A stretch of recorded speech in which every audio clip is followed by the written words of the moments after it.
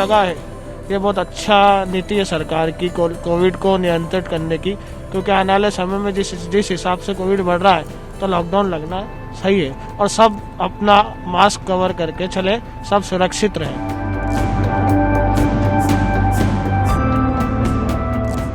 हम लोग रिक्वेस्ट करेंगे, उनको अवेयर करेंगे, अगर फिर भी ना माने तो फिर उनके खिलाफ जो बनती कार्रवाई जैसे फाइन करना, चालान करना, इवन FIR भी हो सकती है।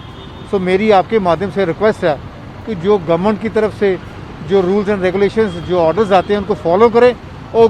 कोविड से निजात पाएं।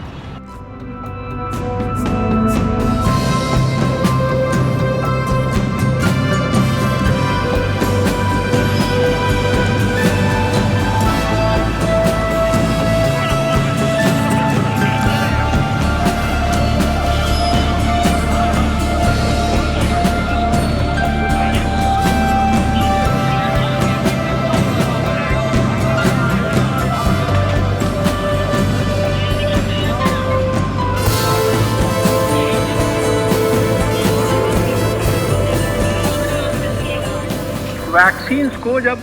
समाज में इस्तेमाल करने के लिए अप्रूवल दिया जाता है, उसके पहले बहुत डिटेल के अंदर उसके साइंटिफिक ट्रायल्स होते हैं, प्री क्लिनिकल ट्रायल्स होते हैं, क्लिनिकल ट्रायल्स होते हैं। क्लिनिकल ट्रायल्स के बहुत सारे फेजेस होते हैं, इंसानों से पहले जो है उनके जो है एनिमल स्टडीज होती हैं, और हजारों लोगों के अंदर जो फेज 3 ट्रायल्स होते हैं उसमें 40,000 50,000 तक लोगों के ऊपर ट्रायल्स होते हैं, और उनके जो रिजल्ट्स होते हैं वो भी कोडेड होते हैं। ऐसा नहीं होता कि किसी को पता होता है कि उसको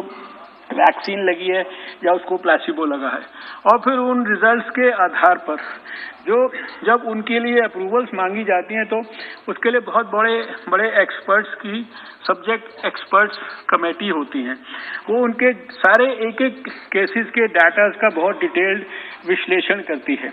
और फिर देश में ही विश्लेषण नहीं होता इन डाटास का, अल्टीमेटली इनकी स्क्रूटनी अंतर्राष्ट्रीय स्तर पर विश्व स्वास्थ्य संगठन के आधार पर भी होती है। फिर दुनिया में जितनी भी वैक्सीन कहीं पर भी बन रही हैं आज, वो पूरे वर्ल्ड में 7 स्थान ऐसे हैं जहां उन वैक्सीन्स को फर्दर इंडिपेंडेंटली उसका असेसमेंट होता है। उन 7 स्थानों में से एक स्थान हमारा बायोटेक्नोलॉजी का इंस्टीट्यूट भी है जो फरीदाबाद के अंदर है। ये मैंने इन चीजों की चर्चा इसलिए कर रहा हूँ कि ये सारी जो जनता के बीच में जब आती है, और जो आज लगभग 3.5-4 करोड़ जो लोगों को डोजेज लग गई हैं, जिसमें अगर आप साइड इफेक्ट्स देखेंगे तो 0.000432 ये आज हमारा ये वैक्सीन के बारे में भारत का ये साइड इफेक्ट है। इसलिए मैं समझता हूँ कि जो चीज साइंटिफिक स्क्रूटनी और विश्लेषण से बाहर आती है और जब उसका इस्तेमाल होता है और सारी दुनिया कर रही है, इतने सारे दुनिया में एक्सपर्ट्स उसको सारे बातों का ध्यान करके करते हैं, तो फिर हमें निश्चित रूप से जो साइंटिफिक डाटा है उसका विश्लेषण है उसके ऊपर विश्वास करना जरूरी है। आपके माध्यम से हम देश के लोगों को भी ये कहना चाहते हैं कि वैक्सीन के बारे में कोई अपने मन में किसी भी प्रकार का भ्रम न रखें।